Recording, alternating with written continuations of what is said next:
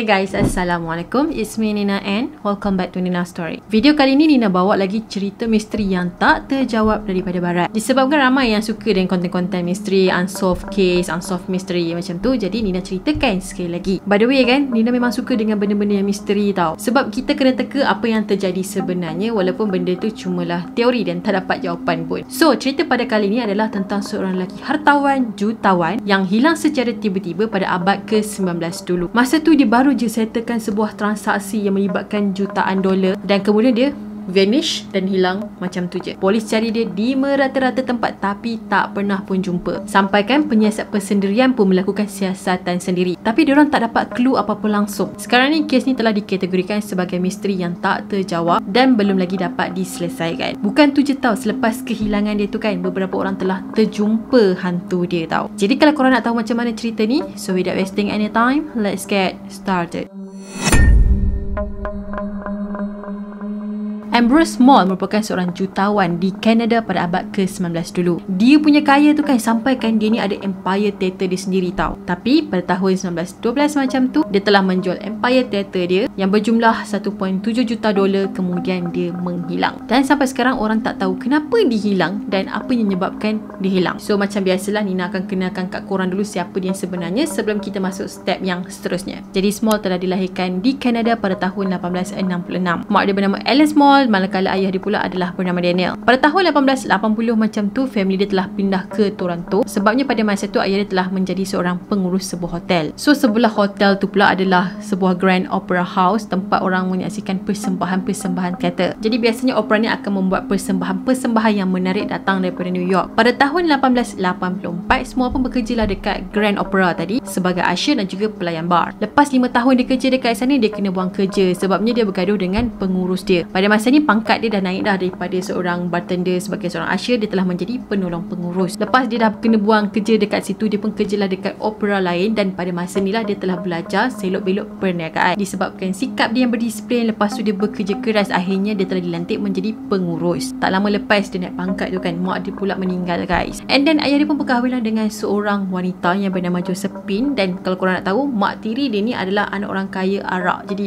ya, family yang kaya raya lah. Small memang berniat lah nak beli Grand Opera House tempat dia kerja awal-awal dulu ni. So dia pun kerja kuat, lepas tu dia simpan duit. Akhirnya dia berjaya membeli opera tadi. Lepas tu dia balas dendam, dia pecat pengurus yang pernah gaduh dengan dia sebelum ni tau. Bila dia dapat opera tu kan, Small buat macam-macam cara untuk menaikkan nama opera tu. Dia juga menyajikan macam-macam jenis hiburan mengikut selera orang terkini. Maksudnya dia ni macam up to date lah. Dia juga telah bekerjasama dengan pemilik teater yang lain bernama Whitney. So selepas Whitney meninggal, dia pun belilah beberapa lagi buah teater di seluruh Ontario. Korang nak tahu tak berapa banyak rumah teater ataupun opera yang dia ada? Dia dah ada 34 teater, termasuklah luar Ontario tadi tau. Jadi bila dah kaya raya, duit pun banyak, apa lagi lah kan, mestilah dia ada perempuan simpanan. So dalam banyak-banyak perempuan simpanan yang dia ada tu kan, dia tak kahwin pun dengan diorang ni. Akhirnya dia telah berkahwin dengan seorang wanita yang bernama Teresa, yang merupakan adik perempuan kepada mak tiri dia. Perkahwinan diorang berdua ni menjadikan diorang berdua sangatlah kaya raya tau. Tapi sebenarnya kan, karakter diorang ni sangatlah berbeza tau. Macam tak berapa sebulu, tapi itulah kahwin juga, mungkin disebabkan kahwin harta kot. Teresa ni merupakan seorang Roman Katolik yang sangat minat dengan seni dan dia ni banyaklah buat amal kebajikan. Manakala suami dia pula memang kontralah dengan dia, dengan kaki mabuknya, kaki main judinya, lepas tu kaki perempuan lagi, segala jenis kaki dia tapau. So banyaklah kontra di antara laki bini ni. Bini dia seorang yang baik, kuat buat amal kebajikan, tapi si suami ni kerja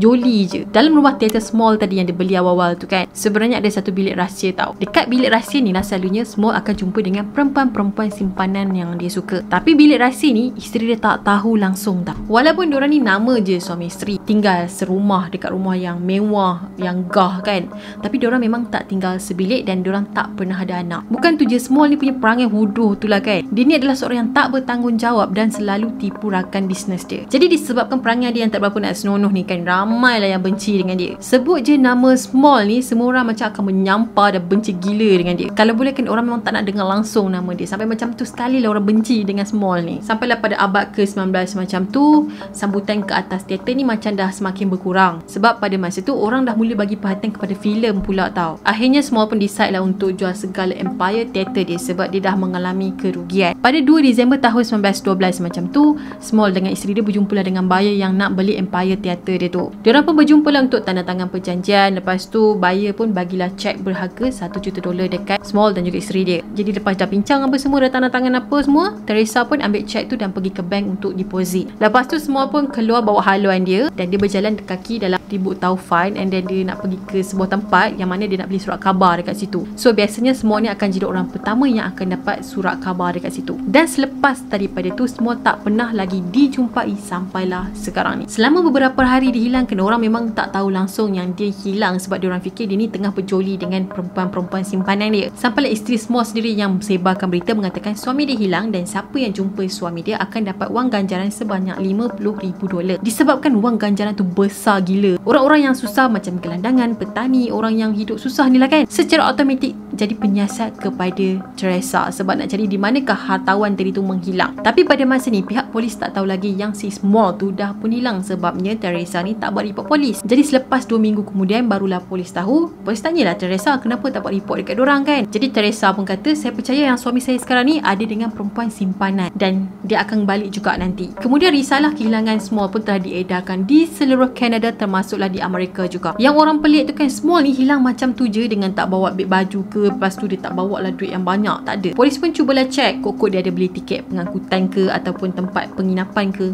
langsung tak ada. Masa ni macam-macam teori yang keluar tentang Small. Ada yang kata Small ni kena culik, lepas tu dia hilang ingatan. Ada juga yang kata yang Small ni kemungkinan telah diculik and then telah dibunuh dan jasad dia telah dihapuskan. Ada juga yang menuduh Teresa sendirilah dalang di sebalik kejadian ni. Masa Small hilang, PA Small sendiri juga menghilangkan diri pada hari yang sama. Tapi PA dihilang bukan diri dia hilang, termasuklah duit sebanyak $100,000 juga. Lepas tu PA Small kena tangkap dan dia mengaku memang dia curi duit Small dan dia kena penjara selama 5 tahun. Tapi kan polis tak jumpa apa-apa bukti langsung untuk mengaitkan kehilangan Small dengan PA dia tau. Lepas tu adik Small ni tuduh pula Teresa, isteri kepada Small tu, adalah dalang di sebalik kes ni. And then macam biasalah polis pun siasat Teresa tapi tak ada bukti. Kemudian diorang tak puas hatilah, diorang tuduh pula okey sekarang ni Teresa memang tak didapati bersalah sebabnya dia dah sogok polis. Maybe jasad abang diorang ni dah ditanam di dalam bilik bawah tanah rumah agam diorang ni. So polis pun korek lah tanah yang seperti dimasukkan oleh adik-beradik Small tadi sebab nak puaskan hati diorang. Tapi still tak jumpa apa-apa. Sampailah adik-adik Small sendiri mengupah detektif bersendirian sebab diorang ni tak puas hati langsung tau. Tapi bila detektif tu menjalankan siasatan dia apa semua, tak ada apa-apa. Memang tak ada apa-apa clue kenapa Small menghilang dan ke mana dia pergi. Jadi selepas 11 tahun Small ni menghilang, Mahkamah Ontario telah mengesahkan yang Small mati dan hartanya telah diserahkan kepada Teresa sepenuhnya. Kemudian pada tahun 1935 pula, Teresa ni telah pun meninggal dan separuh harta dia telah diberikan kepada Badan Amal Katolik. Pada tahun 1960 pula, polis Kanada telah menutup kes ni secara rasmi selepas tak ada apa-apa clue lagi. Grand Opera House, opera pertama yang dibeli oleh Small, masih lagi ada sampai sekarang ni, cuma ditukar nama menjadi Grand Theatre. So selepas kehilangan Small kan, ramai yang nampak kelibat ataupun hantu Small di rumah opera dia. Pada tahun 1927 dulu, seorang pelawak yang bernama Lily pernah nampak kelibat Small. So pada masa tu si Lily ni tengah melakukan persembahan dan dia nampak Small tengah panggil dia. Bila Lily nak berjalan ke arah Small tadi, tiba-tiba lampu prop yang besar tu kan jatuh, hampir terkena Lily tau. Lepas tu ramai lah yang cakap yang Small selalu berjalan di atas pentas setiap malam. Hampir setiap malam orang akan mendengar bunyi tapak kaki berjalan di seluruh rumah teater tu tau. Tapi itulah bila diorang pergi cek, diorang tak nampak apa-apa. Pada tahun 1956 ada seorang pelakon yang bernama King nampak ada seorang lelaki yang berdiri dekat tangga. Tapi masa tu King ni tak tahu lelaki tu siapa. Sampailah dia ternampak gambar Small dekat dinding. Lepas tu dia baru teringat, lelaki yang aku nampak dekat tangga tadi adalah Small. Bukan tu je, kru belakang tabir sendiri pun pernah nampak Small, termasuklah penonton yang datang ke situ. Orang selalu nampak dia dekat balkoni dan dia tengah duduk dekat kerusi kesukaan dia tau. And then setiap kali diorang bawa turun kerusi tu, bila esok paginya diorang datang, kerusi tu akan ada dekat tempat tadi balik.